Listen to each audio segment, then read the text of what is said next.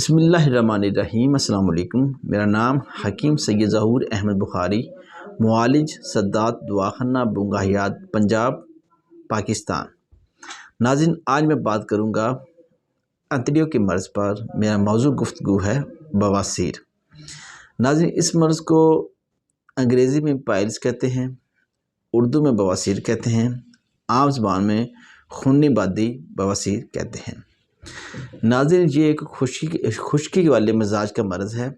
جن لوگوں کو خشکی زیادہ ہو جاتی ہے ان کو بواسیر بھی ہو جاتی ہے۔ اس مرض کی ابتدا میں قبض ہوتی ہے۔ قبض جب بگڑ جاتی ہے تو بواسیر کی شکایت ہو جاتی ہے۔ بواسیر جب پرانی ہو جائے تو مسیں بن جاتے ہیں، اور مسوں میں سے جب خون آئے تو اس کو کہتے ہیں خونی بواسیر، اور جب خون نہیں آ رہا ہوتا تو اس کو کہتے ہیں بادی، مطلب خشکی والی بواسیر۔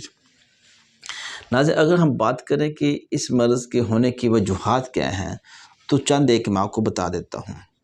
نمبر 1، خشکی پیدا کرنے والی غذا کا زیادہ استعمال کرنا ہے، جس میں تیز مرچ مسالہ جات استعمال کرنا، پانی بہت کم استعمال کرنا۔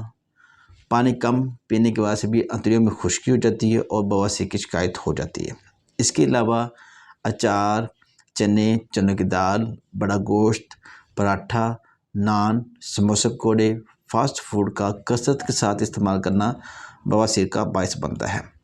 مزید وہ لوگ جو دودھ کا استعمال نہیں کرتے، دودھ استعمال نہ کرنے کی وجہ سے انتڑیوں کے اندر سخت خشکی ہو جاتی ہے، اور خشکی کی وجہ سے بواسیر ہو جاتی ہے۔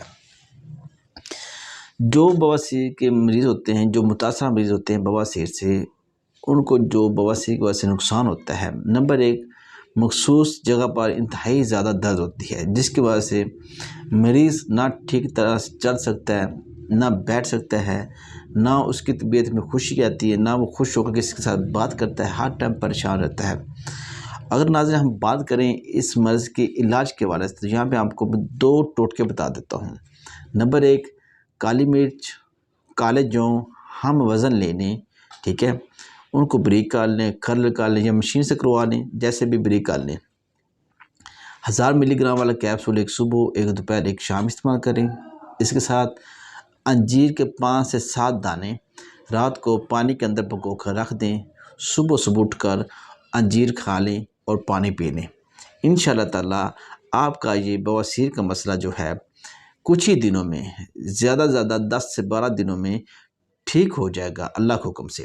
ہماری یہ ویڈیو اچھی لگے لائک اور شیئر کریں۔ مزید ویڈیوز اور معلومات کے لیے ہمارے چینل کو سبسکرائب کریں، بیل آئکن پریس کریں تاکہ ہر آنے والی ویڈیو سے آپ مستفید ہو سکیں۔